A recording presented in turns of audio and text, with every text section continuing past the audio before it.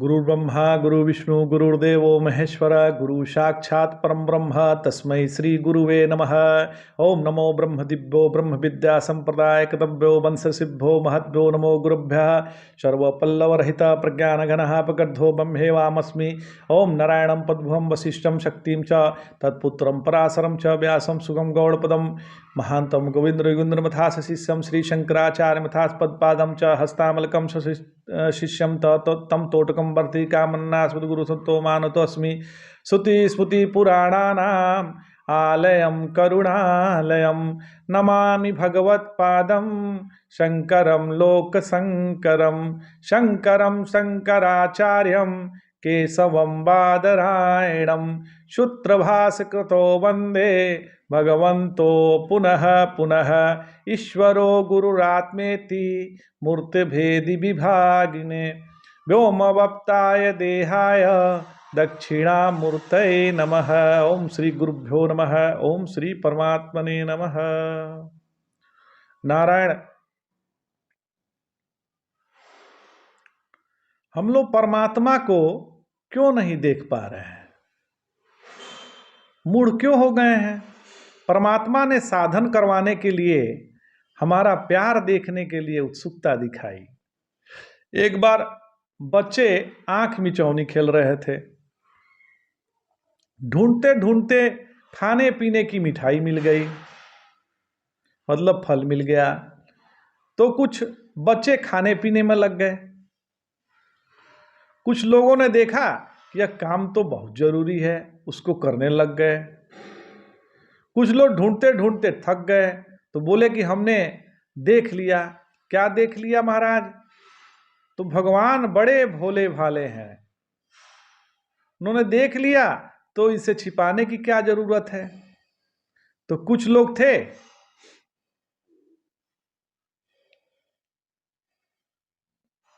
उन्होंने रोना शुरू कर दिया।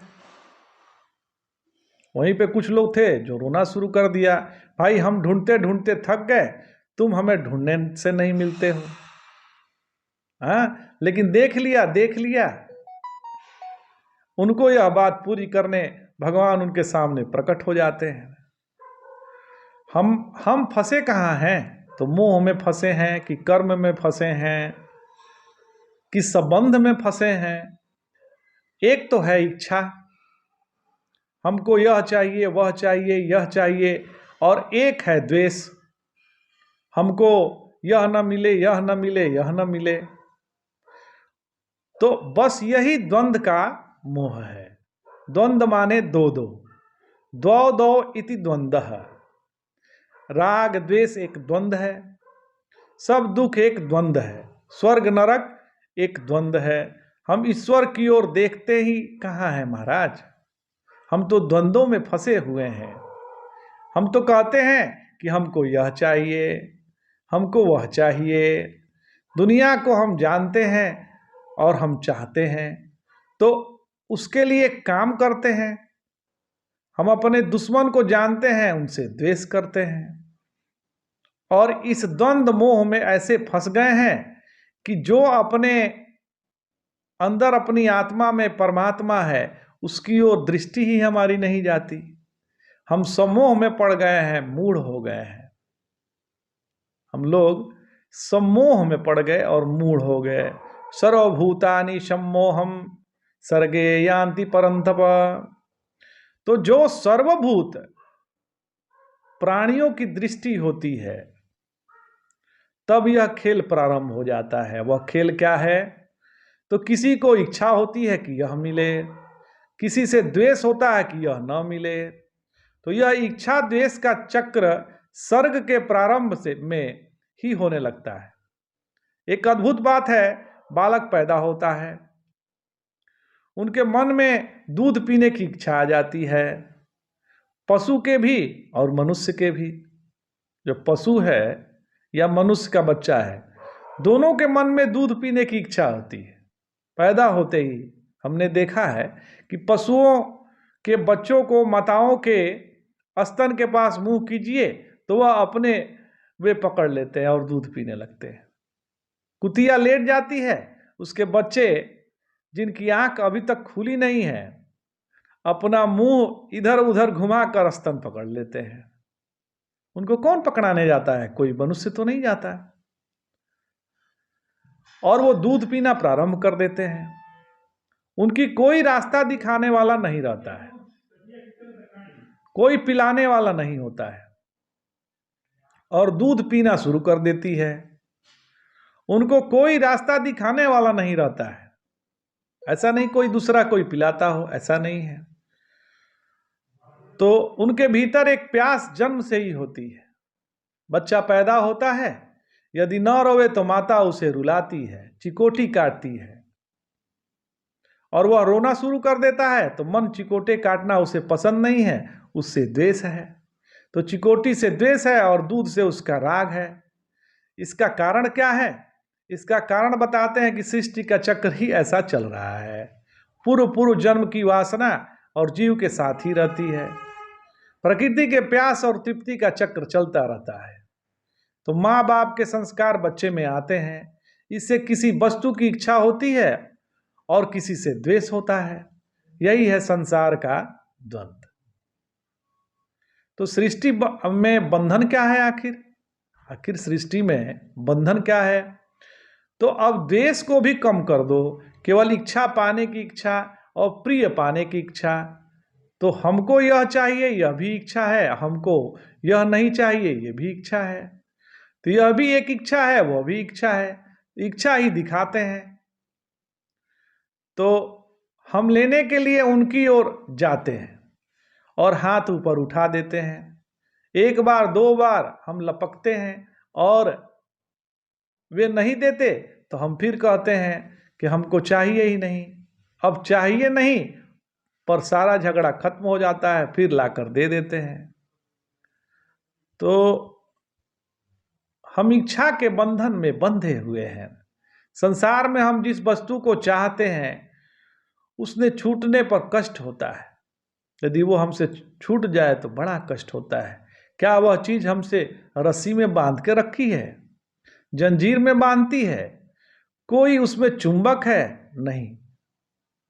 हमारी इच्छा ही उन चीजों के साथ लटकती है, और इच्छा पूरी हो जाए तो थोड़ी देर के लिए तृप्ति होती है, और इच्छा न पूरी हो और प्यास लगती है और तकलीफ होती है। इच्छा का नाम है बंधन और इच्छा की निवृत्ति का नाम है मोक्ष। दो शब्द हैं सीधे सीधे, वासना एवं संसार। वासना का नाम ही संसार है। यदि वासना मिट गई तो संसार का कोई बंधन नहीं है। संसार का बंधन रहा ही नहीं।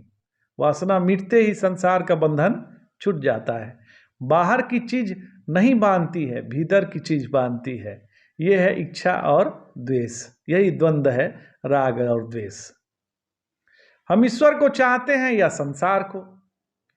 जाने वाली चीज, मरने वाली चीज, बेवफा। बहुत बार तो हम ऐसी चीजों को चाहते हैं जो हमें पहचानती तक नहीं है, जैसे चांदी, सोना, हीरा, मोती।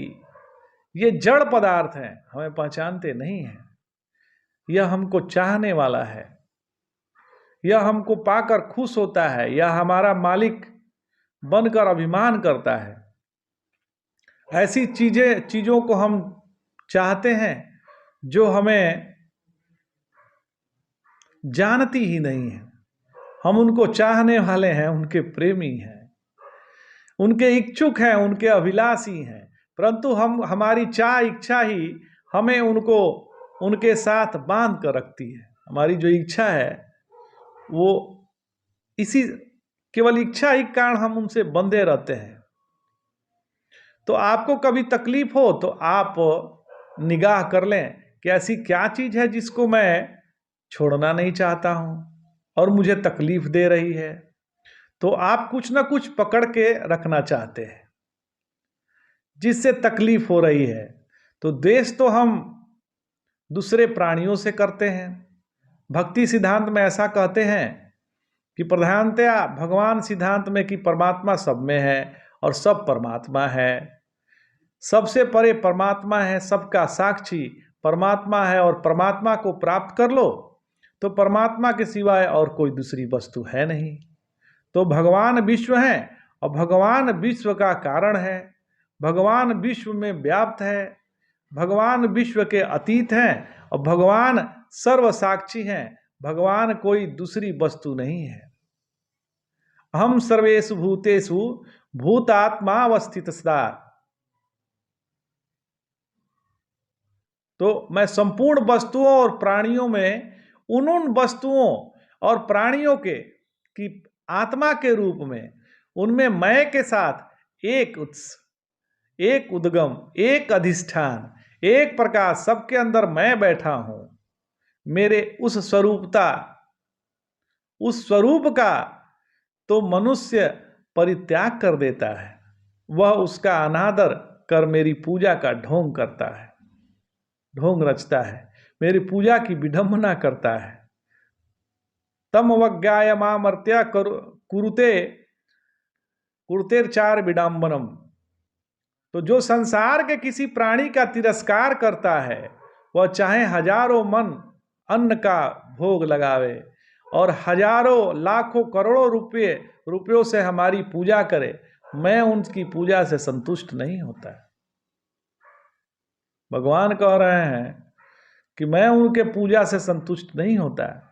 भले वो 1000 मन अन्न से भोग लगावें या हजारों करोड़ों रुपया मेरी पूजा पे खर्चा कर दे, लेकिन यदि संसार के किसी भी प्राणी का तिरस्कार करता है तो वह मेरा तो भक्त नहीं हो सकता है। बहुत सुंदर बात भगवान ने यहां बतलाई है। तो भगवान कहते हैं कि तुम्हारी आत्मा के रूप में मैं हूं, और जिससे तुम द्वेष करते हो, जिसको देखकर तुम्हारे दिल में जलन उठती है, उसकी आत्मा भी मैं ही हूं। अपने के बीच में रखकर तुम अपनी आत्मा से तो प्रेम करते हो और दूसरी आत्मा से द्वेष करते हो। जब तुम मुझसे द्वेष करते हो, जब किसी दूसरे से द्वेष करते हो, तो वो भी तो मैं ही हूं। तो परमात्मा से ही द्वेष करते हो। तो द्विषतः परकाये माम, दूसरे शरीर में मुझसे द्वेष करते हो। और मानिनः, अपने शरीर का अभिमान करते हो। भिन्न दर्शिनः, दूसरी आत्मा को अपने से भिन्न समझते हो। और आप देखो, आपके हृदय में द्वेष की आग जली हुई है, तो पहले आपको जलाएगी। द्वेष यदि होगा तो स्वयं आपको जलाएगी, पीछे दूसरे के ऊपर उसकी चिंगारी भी पड़ेगी। भूतेषु बद्ध वैरस्य न मनः शांति मृक्षति। उसके मन में तो शांति नहीं हो सकती जो दूसरे से बैर रखा हुआ है। वो बाद में किसी दूसरे का नुकसान पहुंचाएगा, लेकिन वो तो स्वयं का नुकसान पहले ही पहुंचाता है, उसके अंदर जलन रहती है। तो जो संसार के किसी भी प्राणी के प्रति बैर बांधकर अपने हृदय में रखता है, उसको शांति कभी नहीं मिल सकती। जिसके मन में दूसरे के प्रति दुर्भाव है, द्वेष है, बैर है, उसे कभी शांति प्राप्त नहीं हो सकती। इसलिए भगवान की पूजा कैसा करना चाहिए? तो अथमाम सर्वभूतेषु भूतात्मना कृतालयम अर्हते दानवानाभ्याम मैत्राभिन्नते चक्षुषा।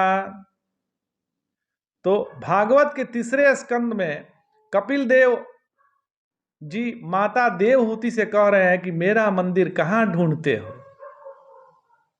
यह संपूर्ण प्राणियों का जो शरीर है वह मेरा आलय है, देवालय है, मेरा मंदिर है, मेरा निवास स्थान है। इसलिए चाहे पशु हो, पक्षी हो, उसे मेरा मंदिर समझो, मेरा निवास स्थान समझो और उसकी पूजा करो। पूजा कैसे करें? तो अर्हेद दानवानाभ्याम मैत्राभिज्ञेन चक्षुषा। इसे कुछ दो, दान करो, मान दो, उसे सम्मान दो, उसके प्रति मैत्री का, स्नेह का भाव रखो। अपनी आत्मा को, उसकी आत्मा को अलग अलग मत समझो। भगवान की सबसे बढ़िया पूजा यही है। तो इतना उत्तम पूजा भगवान ने बताई। आज इतना ही। जय जय शंकर, हर हर।